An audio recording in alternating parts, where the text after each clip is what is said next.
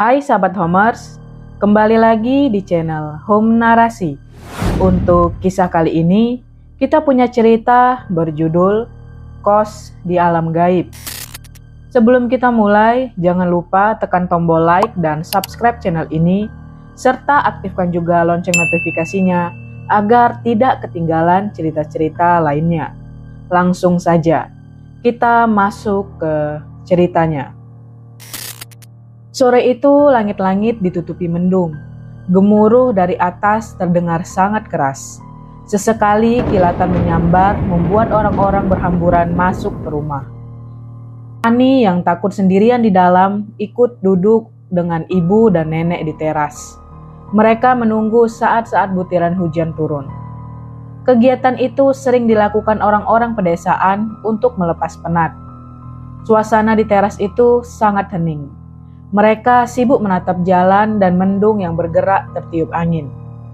Ani yang sejak tadi memendam sesuatu sudah tidak sabar ingin mengungkapkan pada mereka. Ia rasa momen ini adalah momen yang pas. Bu, besok aku mau izin pergi merantau. Mendengar itu sontak Larsi dan Poniem kaget. Mereka menatap Ani berbarengan. Mendapat tatapan itu membuat Ani hanya bisa tertunduk. Ucapan Ani membuat mereka syok, karena selama ini Ani tidak pernah membahas soal merantau. Besok? Memangnya kamu sudah melamar kerja? Larsi bertanya lebih dulu. Sudah Bu, aku sudah melamar di perusahaan dekat kota. Ani mengangguk pelan. Kabar itu tentu sangat membuat mereka terkejut. Astaga, Nduk, kamu kenapa nggak bilang-bilang? Poniem, selaku nenek tentu lebih besar rasa khawatirnya. Aku takut kalau kalian larang, Mbah. Makanya Ani diam-diam melamar di perusahaan itu. Tubuh dan kening Ani mulai berkeringat. Larsi dan Poniem terdiam sebentar. Mereka menanyakan soal perusahaan yang akan menjadi tempat Ani bekerja. Ani menjelaskan jika perusahaan itu sudah terjamin. Banyak ulasan di internet soal perusahaan dan kesejahteraan karyawannya. Kamu yakin sudah mengecek semua? Ibu takut kalau perusahaan itu ternyata abal-abal. Larsi dihantam rasa bimbang dan khawatir. Dia tentu tidak akan tega melepas Ani bekerja di tempat yang jauh. Tempat di mana tidak ada saudara dan orang yang Ani kenal. Sudah Bu, aku sudah cek semua. Perusahaan itu memang bagus dan bukan abal-abal. Gaji yang akan Ani terima pun juga lumayan gede. Ani tersenyum. Senyum itu merupakan upaya untuk meyakinkan mereka. Ponia menyahut ketika suasana sempat sepi sebentar. Kamu akan berangkat kapan? Perusahaan menyuruh Ani berangkat besok, Mbah. Larsi dan Poniem yang masih kental dengan kejawen mengambil kalender dan buku lama yang sudah usang. Ani yang melihat tingkah mereka hanya bisa mengenyitkan dahi. Dia belum pernah melihat buku semacam itu sebelumnya. Poniem meminta Larsi mengecek tanggalan. Larsi cek tanggalan nasional dan Jawa. Ternyata besok Rabu Legi.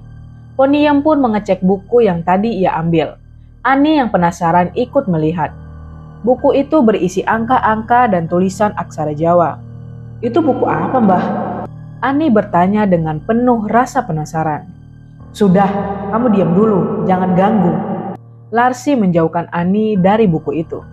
Poniem sudah menemukan yang dia cari. Ternyata Rabu Legi menjadi pantangan orang Jawa pergi merantau. Larsi yang mendengar penjelasan itu langsung melarang Ani untuk pergi. Apalagi di dalam buku itu tertulis hari yang sangat buruk. Kamu tidak boleh pergi. Karena hari itu adalah hari yang sangat buruk untuk merantau. Larsi bersikap sangat tegas. Tidak mau. Aku harus berangkat, Bu. Karena bukan hanya aku yang butuh, tapi kita semua. Ani menggeleng. Aku tidak butuh uang sebanyak itu. Yang aku butuh kamu sehat selalu dan dekat dengan ibu. Larsi juga tidak mau kalah. Ani pun menjelaskan mengapa dia ingin merantau. Sejak kepergian bapak, hidup mereka menjadi sangat susah. Uang yang mereka dapat hanya bisa untuk makan sehari-hari. Ani takut kalau misal ada rombongan menjenguk orang sakit, Uang dari mana yang akan digunakan untuk menjenguk? Selain itu, Ani juga sering dihina oleh para tetangga. Dia sering dikatakan beban keluarga karena tidak mau bekerja seperti teman-teman sebaya. Ani sudah tidak kuat dengan semua itu. Keluhan itu membuat Larsi dan Ponium terdiam. "Kamu boleh merantau, Nak, tapi jangan besok." Ponium mencoba menengahi dan mencarikan jalan keluar. "Perusahaan memintaku berangkat besok, Mbah. Karena Kamis aku sudah harus menemui HRD dan bekerja jika diizinkan. Perjalanan ke sana memakan waktu, jadi tidak bisa berangkat dadakan." Ani tersungut-sungut menjelaskan. Ponium yang juga sama keras kepala berdiri dan melarang Ani. Kini nada suaranya sangat keras dan menunjukkan ketegasan dari seorang nenek. Selain itu, cara itu adalah cara dia menjaga marwah sebagai orang Jawa yang berpegangan pada kepercayaan yang sudah turun-temurun. "Memangnya kalau kamu berangkat besok, apa bedanya dengan hari lain?" Ani semakin melonjak. Dia tidak mau jika harus diatur-atur menurut kepercayaan. Ia juga yakin semua hari sama-sama baik. "Astaga Ani, kamu jangan bilang begitu lagi. Melanggar pantangan dari nenek moyang kita akan mendatangkan malapetaka. Bukan hanya diri sendiri, tetapi juga keluarga." Ponium merasa jengkel ketika cucus mata wayang membantah kepercayaan yang sudah ada dari nenek moyang dulu. "Apa ada bukti nyata?" Ani malah bertanya dengan nada agak keras. Ponium yang sudah tidak tahan menampar cucunya. Larsi kaget, lalu mendekap Ani yang menangis karena kesakitan. Ponium masih marah-marah. Ia tidak bisa menahan emosi kalau ada anak muda yang membantah sebuah pantangan yang selama ini dijaga turun-temurun. "Sudah banyak yang terjadi, mau bukti apa? Suruh ibumu menceritakan semua." Ponium merasa tidak terima. "Jangan sampai kamu mengalami sendiri. Aku sebagai nenek mengingatkan agar kamu terhindar dari malapetaka. Tidak ada maksud lain." Ponium menambahkan lalu masuk ke dalam. Kesabarannya sudah habis karena Ani masih mencoba membantah. Malam hari, diam-diam Ani menata baju dan beberapa peralatan yang akan dia bawa merantau besok. Dia tidak mau menggubris pantangan yang nenek katakan. Dia butuh pekerjaan dan tidak mungkin bisa menego perusahaan besar. Ia tidak mau kesempatan kerja di tanah rantauan hilang sia-sia. Ani menyusun rencana malam itu. Jam 3 pagi dia harus sudah keluar rumah. Di jam itulah ibu dan nenek sangat lelap dan sulit dibangunkan. Ani sudah sering mencoba membangunkan mereka ketika takut ke kamar mandi yang berada di luar rumah. Semua barang-barang dan peralatan pun beres. Ani naik ke ranjang dan memutuskan tidur lebih awal supaya bisa bangun. Selain itu, dia juga minum air putih yang banyak supaya merasa buang air kecil jam 3 nanti. Cara yang Ani lakukan ternyata manjur. Dia terbangun tepat jam 3 pagi. Ani berjalan mengendap-endap ke depan pintu. Tangan mungil itu sangat lihai membuka pintu tanpa mengeluarkan suara. Tas besar dan kantong plastik hitam besar dia keluarkan terlebih dahulu. Pelan-pelan Ani menutup pintu ketika sudah berada di luar. Setelah pintu tertutup dan semua peralatan yang dia bawa sudah dicek, Ani melenggang pergi. Pandangannya sempat mengamati sekitar, memastikan tidak ada orang yang melihat. Malam itu sangat sepi. Dingin yang tak berperasaan menggerogoti tulang-tulang Ani. Untung saja Ani menggunakan jaket yang lumayan tebal, sehingga dingin yang mengerikan itu masih bisa ia sangkal. Langkah ia menelusuri jalan pedesaan sudah begitu jauh. Ia berjalan sendirian di jalanan yang sepi dan gelap itu. Ani pun sempat merasa heran, karena sejak tadi tidak ada orang yang lewat sama sekali. Padahal, Ani sering melihat beberapa tetangga pergi ke pasar di jam-jam itu ketika mau buang air kecil. Di perempatan terakhir, Ani melihat burung gagak sedang berkicau di atas pohon beringin tua. Konon, usia pohon itu lebih tua dari neneknya. Suara burung itu semakin nyaring. Kuak, kuak, kuak. Suara itu membuat sekujur tubuh Ani merinding. Tanpa mau melihat burung gagak itu lagi, Ani mengayunkan kedua kakinya yang sempat terhenti. Ayunan itu lebih cepat dan cepat ketika burung itu semakin mengikuti kemana ia pergi. Burung itu hilang ketika Ani sampai di pinggir jalan raya. Ani mengelus dada karena burung itu tidak mengejar lagi. Di pinggir jalan, Ani menunggu angkot desa yang sering mengantar para pedagang ke pasar yang ada di dekat terminal. Setiap hari angkot itu beroperasi mulai jam 2 pagi, lalu berhenti pada pukul 8 pagi. Ani hafal sekali karena sopir sekaligus pemiliknya adalah Pak Kabul, tetangga sendiri. Ani masih menunggu, belum ada tanda-tanda angkot datang. Setengah jam menunggu, dari kejauhan terlihat sorot lampu mobil. Sorot itu semakin dekat dan Ani senang ketika mengetahui ternyata sorot lampu angkot. Ani menghentikan angkot itu. Angkot tadi berhenti tepat di depannya. Ani kaget karena warna angkot itu berbeda dengan warna angkot Pak Kabul. Kok beda ya? Apa jangan-jangan Pak Kabul beli angkot lagi? Ani membanting. Dia sempat ragu ketika hendak naik. Namun karena waktu sudah tidak memungkinkan, ia pun naik. Angkot itu sepi, tidak ada penumpang selain dia. Ani semakin merasa heran. Jika sesuai perkiraan Ani, angkot itu seharusnya ramai oleh para pedagang. Tapi entah kenapa, angkot itu sepi sekali. Leher bagian belakang Ani merasa semakin berat saat mengetahui sopir yang ia tumpangi bukan Pak Kabul. Sopirnya memakai jaket hitam dan kepalanya ditutupi kerudung dari jaket.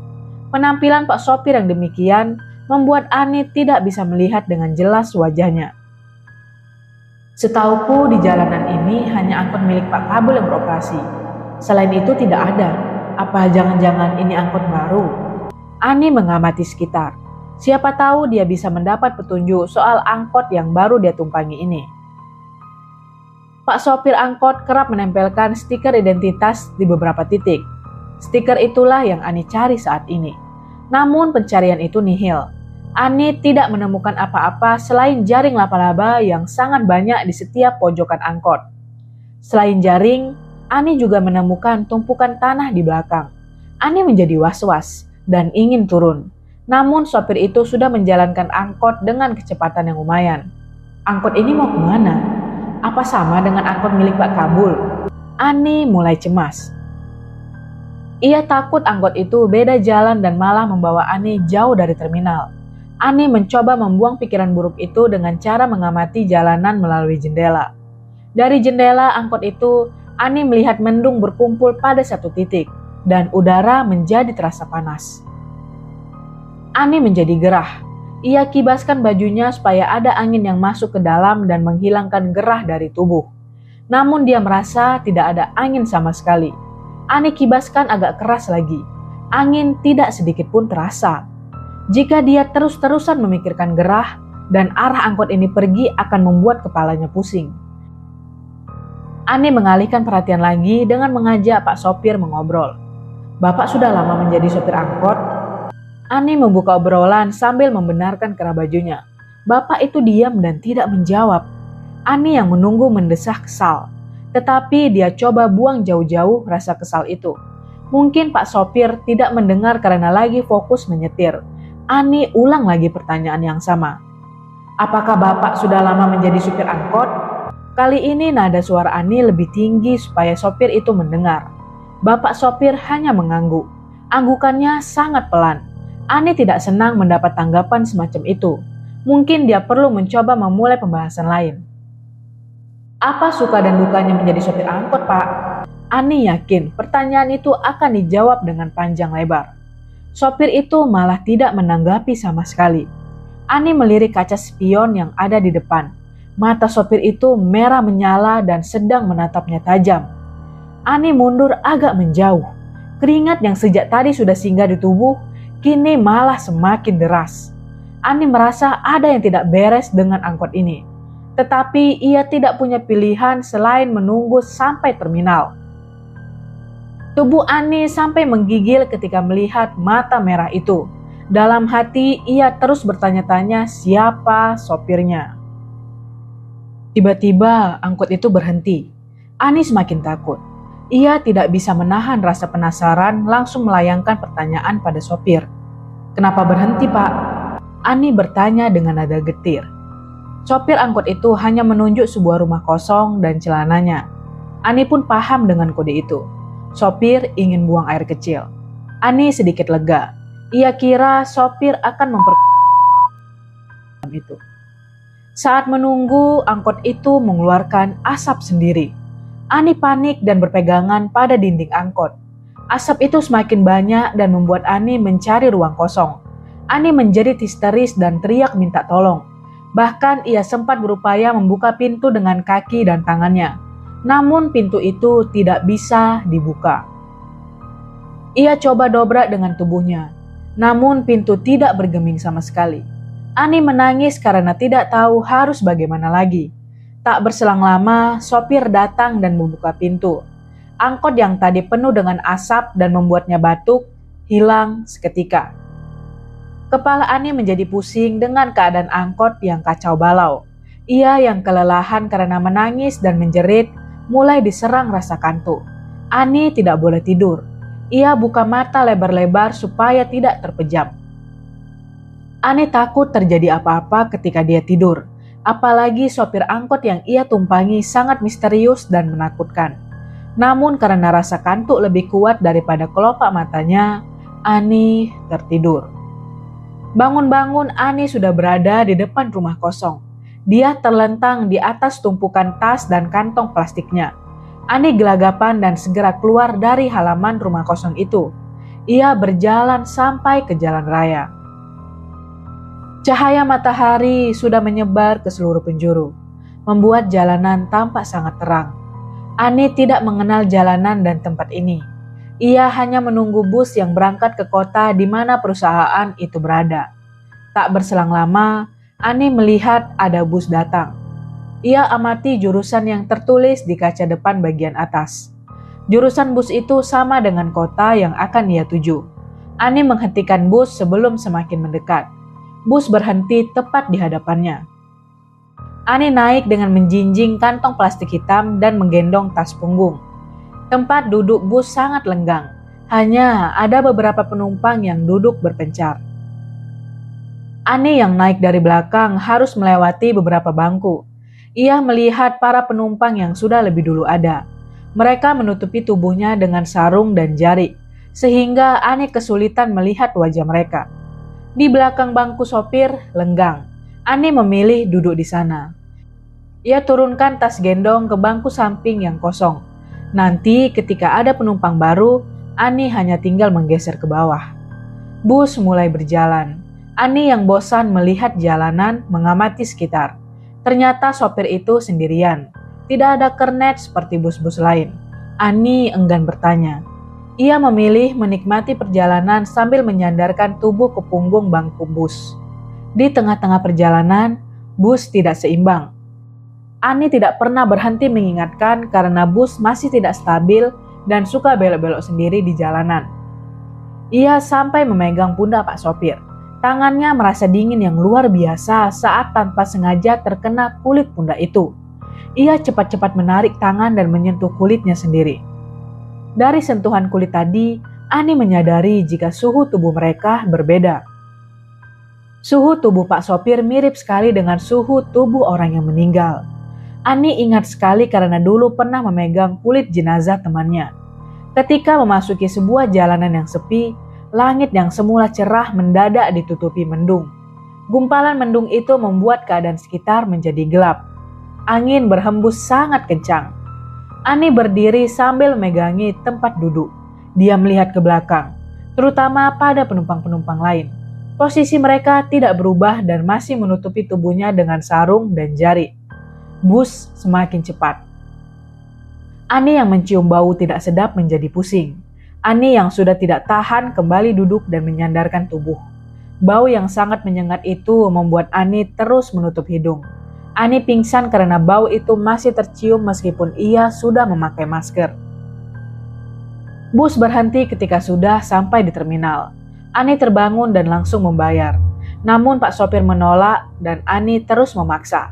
Tetapi tetap saja tidak mau. Ani yang tidak mau membuang-buang waktu akhirnya turun tanpa membayar. Ani duduk di bangku terminal sambil menunggu ojek. Dia terus mencari kos di dekat kompleks perusahaan sebelum malam tiba. Ketika sedang menunggu, ada perempuan juga ikut duduk di dekat Ani. Perempuan itu berambut sebahu dan memakai seragam sebuah perusahaan. "Mbak, tahu alamat ini?" Ani mencoba keberuntungan. Siapa tahu perempuan itu mau menunjukkan alamatnya. "Tahu sekali, Mbak. Itu alamat perusahaan saya. Mbak mau kemana?" Perempuan itu sangat antusias menjawab pertanyaan dari Ani. "Saya mau kerja di sini, Mbak." "Oh iya, nama saya Ani. Mbak siapa?" Ani merasa senang bertemu dengan perempuan yang ada di sampingnya. Selain memperkenalkan diri, Ani juga menunjukkan perusahaan yang dimaksud. "Astaga, ini perusahaan tempatku bekerja. Jadi kamu karyawan baru ya? Salam kenal ya, nama aku Sari." Sari mengajak Ani bersalaman. Mereka pun mengobrol banyak hal. Tidak lupa, Ani menceritakan pengalaman selama perjalanan. Sari mencoba menghubungkan cerita yang Ani alami dengan perkataan neneknya. Ani menyimak dengan hikmat. "Mungkin semua itu sebuah pertanda. Apa sebelumnya kamu melanggar suatu pantangan, Ani?" Ani menjadi teringat soal tanggalan Jawa dan pantangan dari nenek. Dia yang masih tidak percaya terpaksa berbohong pada Sari. "Karena kalau di perantauan berbeda dengan di kampung. Pantangan yang ada tidak boleh dilanggar sembarangan, karena akan membawa petaka." Sari membuat Ani khawatir. Apa benar yang Sari katakan? Dia takut kalau terjadi apa-apa. "Iya, Mbak. Terima kasih informasinya." Ani yang sudah terlanjur sampai di sana, mau tidak mau harus tetap mewujudkan niatnya sejak awal. Sari pun berhenti membahas soal pantangan tadi. Ia yang sudah berpengalaman di kota, memberitahu Ani soal alamat kos murah. "Begini saja, aku tahu kos yang murah buat karyawan baru. Dulu, aku waktu awal-awal bekerja ngekos di sana. Aku tuliskan alamatnya sebentar." Sari mengambil sesobek kertas di tas. Dia tulis alamat kos itu. Ani menyimak sambil membaca. "Ini alamat kos yang murah. Semua tukang ojek dan sopir angkot tahu alamat ini. Jadi tidak perlu khawatir." Ani tersenyum sambil mengangguk. Tak berselang lama, bus yang akan Sari tumpangi datang. Sari pamit. Ani juga mau pergi ke alamat yang Sari berikan tadi. Mereka pun sama-sama pergi. Ani berjalan ke depan terminal. Di sana sudah ada ojek yang mangkal. Ani memesan ojek sembari menunjukkan kertas berisikan alamat yang Sari berikan tadi. Tukang ojek langsung paham. Ani naik di jok belakang. Perlahan motor yang ditumpangi dua insan tersebut berjalan menuju alamat yang sudah tertulis pada sobekan kertas itu. Mereka tiba di sana jam 5:30 petang. Ani turun dari motor dan membayar ongkosnya. Tukang ojek langsung pergi tanpa memberi informasi lebih. Di depan Ani terlihat banyak gang berjejer. Ani kebingungan. Tadi ia lupa menanyakan secara detail ciri-ciri kos yang pernah Sari tinggali. Bentuk bangunan dan gang yang hampir sama membuat Ani semakin bingung dan bimbang. Dia tidak tahu harus masuk ke gang yang mana dulu. Ketika dilihat dengan kedua mata, gang-gang itu seperti lorong panjang, sehingga terasa sangat melelahkan apabila harus dicek satu persatu dengan jalan kaki. Makanya karena tidak mau capek, Ani memilih gang paling pojok. Tidak ada perhitungan apapun. Dia hanya mengasal saja. Saat berada di depan gang paling pojok, Ani melihat ada nenek-nenek berdiri membungkuk. Nenek-nenek itu membawa tongkat kayu. Tongkat itu dia gunakan untuk menyangga tubuhnya. Ani mendekati nenek-nenek itu. Siapa tahu dia mendapat informasi kos murah. "Kamu mencari kos, Nak?" Nenek itu langsung paham sebelum Ani bertanya. Ia bertanya dengan senyum yang tulus. "Iya, Nek. Saya mau mencari kos yang murah." Ani memelas. Nenek tadi mengajak Ani masuk ke gang itu. Ani merasa beruntung karena pilihannya malah mempertemukan dia dan nenek itu. Ani tanpa curiga berjalan beriringan. Baru berjalan beberapa langkah, nenek tadi berhenti. "Sebelum masuk ke gang ini, ada beberapa hal yang harus kamu patuhi." Meskipun sudah terlihat tua, nenek tadi masih lancar bicaranya. Bahkan semua giginya masih lengkap. "Apa itu, Nek?" "Kamu tidak boleh bertanya dan menyapa orang-orang yang nanti kamu temui." Nenek tadi pun kembali berjalan. Ani hanya mengangguk. Mereka pun sampai di tengah-tengah gang. Entah mengapa seluruh tubuh Ani merinding. Bau-bau bangkai tikus mulai tercium. Ani terasa mual saat bau semakin menyengat. Ia hendak bertanya pada nenek tadi, tetapi ia ingat tidak boleh bertanya apapun. Langkah mereka semakin jauh memasuki gang itu. Bangunan rumah di gang itu tampak bagus, tertata rapi dan tergolong mewah. Namun sayang, gang itu bau bangkai. Ani juga mendengar suara anak-anak dan orang berbicara.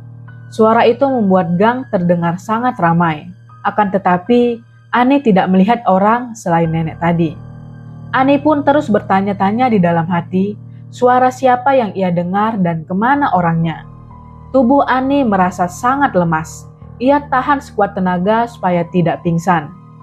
Nenek tadi berhenti di depan kos yang berada di paling ujung gang. Ia mengajak Ani masuk. Dari depan, bangunan itu memiliki banyak jendela. Ani mengikuti nenek itu sampai di ruang tamu. Sejak tadi, dia tidak melihat ada motor. Sudah berapa orang yang kos di sini, Nek? Ani duduk di kursi yang masih ada plastiknya. Baru kamu, Nak. Belum ada yang datang untuk kos di sini. Si nenek sambil menyadarkan tongkatnya di dinding dekat sofa. Ani melihat sekitar. Ruang tamu yang ia duduki saat ini berisi kursi sofa dan meja yang masih mengkilap. Tidak ada foto figuran atau hiasan lain seperti rumah pada umumnya. Ani mulai bisa menebak jika nenek tinggal sendirian di rumah ini. Nenek tinggal sendirian? Ani memastikan dugaannya. Iya, Nak. Kalau kamu sudah kos di sini, nenek jadi tidak sendirian. Soal biaya, gampang. Nenek menjawab dengan penuh harap. Ani merasa sedikit senang karena bisa menemani si nenek yang tinggal sendirian di rumah tersebut. Selain itu, biaya kos juga tidak terlalu dipikirkan.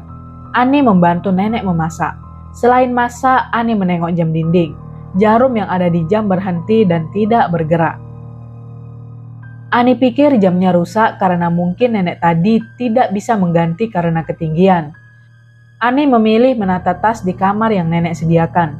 Kamar itu sangat luas seperti kamar suite di hotel.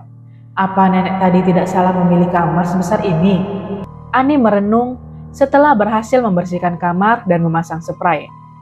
Ani yang sudah sangat mengantuk. Sebelum tidur, dia sempatkan melihat layar ponsel. Sinyal di ponsel hilang. Ani masih berpikir positif. Mungkin sinyal sedang error. Ani meletakkan ponsel di meja lalu tidur. Ketika sudah bangun, Ani turun dari ranjang dan mencari nenek. Dia tidak terlihat dimanapun.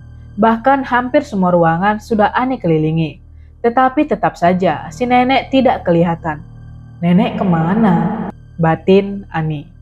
Ani yang takut terlambat berhenti memikirkan si nenek. Dia memilih mandi dan menyiapkan peralatan yang dibutuhkan. Tidak lupa Ani bawa semua isi tas karena takut ketinggalan. Di kamar itu, dia hanya meninggalkan baju yang jarang dipakai di kantong plastik hitam. Perusahaan yang akan menjadi tempat kerjanya ternyata sangat luas dan besar. Ani sangat terkagum-kagum dengan bangunan di sana. Perusahaan itu pasti perusahaan besar. Ani sejak tadi terus bergumam. Saat sampai di depan pintu utama, Ani dihadang oleh 2 petugas satpam.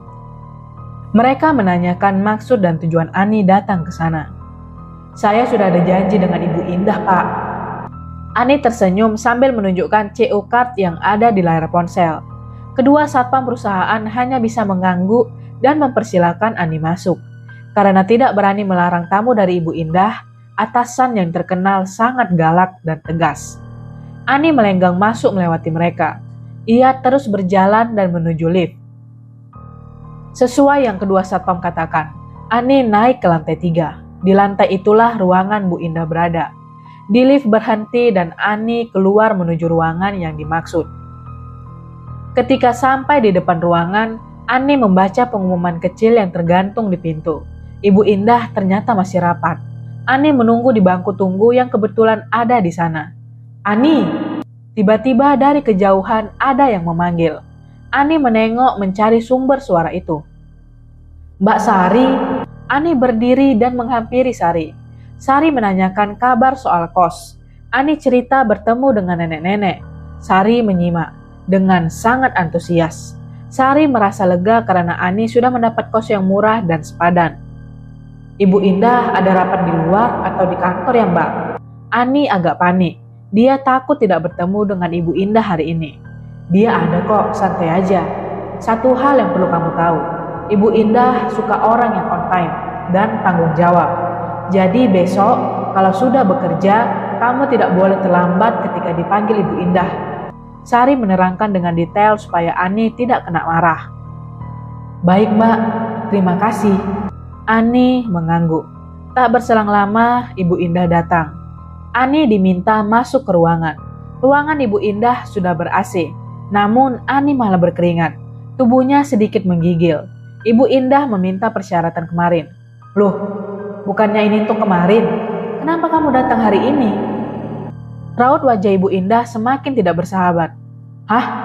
Saya datang sesuai jadwal, Bu. Ani melihat kertas yang dilempar ke meja. Ani masih bersikeras jika dia tidak datang terlambat dan sesuai jadwal. Ibu Indah yang mendengar itu menjadi muak. Dia mengambil kalender dan memperlihatkan pada Ani jika hari ini sudah hari Jumat. Semua syaraf-syaraf di tubuh Ani menegang. Tubuhnya sampai tidak bisa digerakkan. Dia tanyakan sekali lagi pada Ibu Indah apakah benar hari ini adalah hari Jumat. Ibu Indah mengangguk lalu meminta Ani pergi. Belum juga jadi karyawan sudah terlambat. Bagaimana nanti? Ibu Indah menggerutu. Ani berjalan dengan perasaan yang campur aduk. Dia tidak menyangka ternyata hari ini sudah Jumat.